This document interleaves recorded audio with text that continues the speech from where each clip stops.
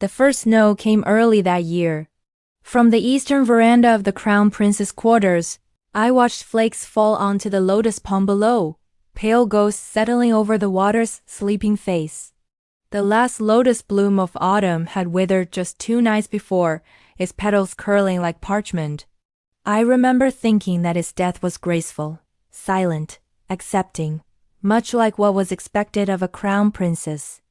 I had been married to His Highness Li Shen for 3 years. We shared a courtyard, but rarely our hearts. Ours was a marriage arranged by our fathers, the emperor and my late father, Minister Su, to bind 2 great families. I was 17 when the imperial edict named me bride to the heir of the dragon throne. I remember the drums, the red silks, the painted smiles, and his face, calm, unreadable, as if duty itself had been carved into his bones. He bowed to me, I bowed to him, and our destinies were sealed. At first, I believed love would grow. It was what the poets promised, what the palace maids whispered about under candlelight. But Li Shen was a man of storms, quiet ones, the kind that brewed behind the eyes. He was kind in public, courteous in private, but distant in every way that mattered, until she came. I first heard her name whispered among the ladies-in-waiting, Lady Mei Lin, a courtesan from the House of Fragrant Orchids. They said she could turn sorrow into song, that even the frost would melt when she played the qin. I paid no attention at first. The crown prince often received artists and scholars in his hall. It was his way of displaying refinement before the emperor. But one evening, I passed by the Moon Pavilion, where he often hosted such gatherings. The music that spilled out was unlike anything I'd ever heard, low, trembling, alive. It wasn't court music. It was the sound of longing, of chains being shaken. When the song ended, his voice followed, soft, unguarded, laughing. I froze. It was a sound I had never drawn from him.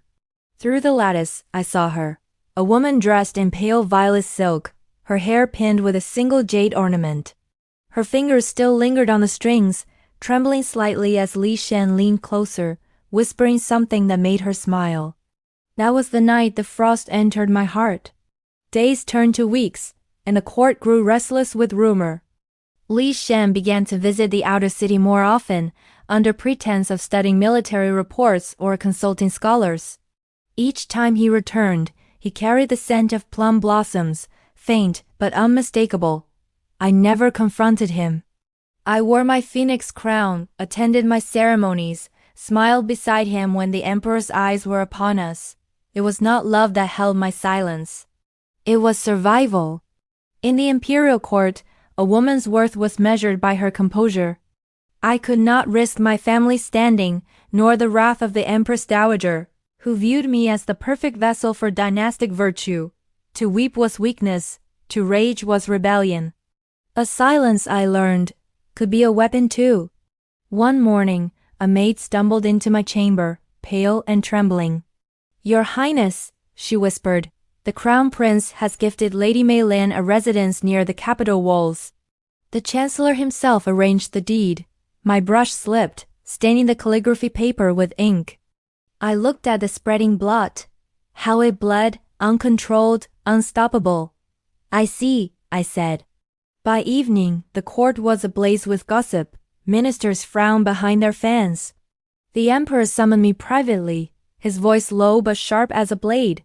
"Tell me, Crown Princess," he said, "is it true that my son defies the ancestral code for a courtesan?" I knelt so deeply that my forehead touched the cold jade floor. "Your Majesty, His Highness merely honors a poet of uncommon talent.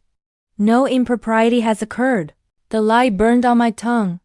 But I knew that if Li Shen fell, my family would fall with him. The emperor studied me for a long moment. "You defend him, though he disgraces you. You are your father's daughter indeed, loyal beyond reason." When I lifted my head, I caught a flicker of sorrow in his eyes. Or perhaps pity. That night, I waited for Li Shen to return.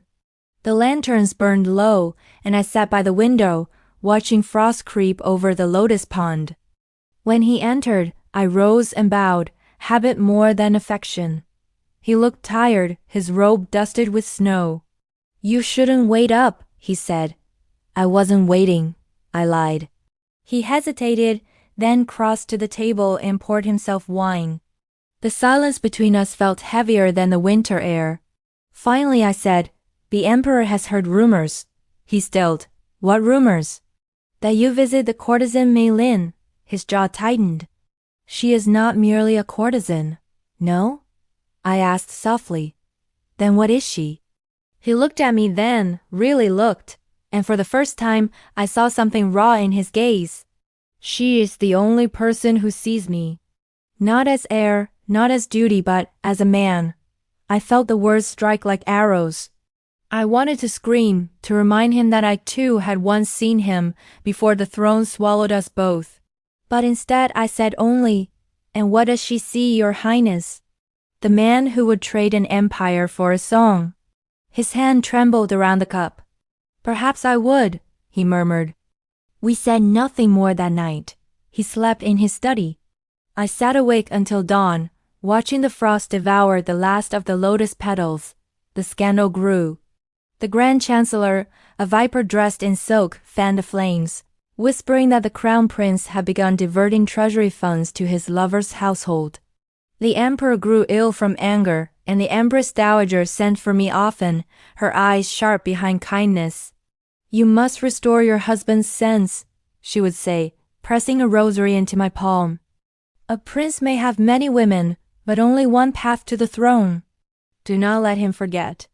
I bowed each time, promising obedience.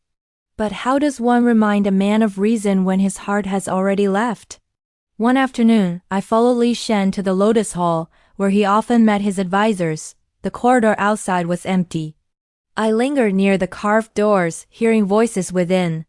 "My father will never grant me freedom while he breathes," Li Shen said. "He binds me to a throne I do not desire." A second voice, Mei Lin's, trembled. "Then what will you do, my lord?" "Take what should be mine," he said. "When I am emperor, none shall forbid whom I love." My blood ran cold. Rebellion, treason, words that could destroy us all. I backed away, silent as a shadow. My knees weakened, but I kept walking, through the corridors, past the guards, until I reached my chambers. There, I collapsed. The world swayed like a lantern in the wind. He was willing to burn the empire for her. And if he did, I would burn with it. That night, I wrote a letter. My hand shook as I sealed it with my crest, the emblem of House Su, and sent it by trusted servant to the emperor's private study. I told myself it was loyalty, not betrayal. That by revealing my husband's secret, I was saving him, sparing him from the execution that rebellion would bring. But as the messenger disappeared into the snow, I felt as though I had carved open my own heart. The next morning, imperial guards surrounded the crown prince's residence.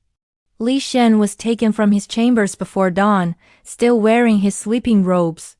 I watched from the veranda as they bound his wrists with silk cords, the mark of royal disgrace.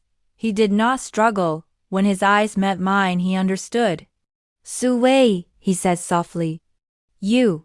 I wanted to speak, to say I did this to save you, but no words came. Only silence and the wind through the frozen lotus pond.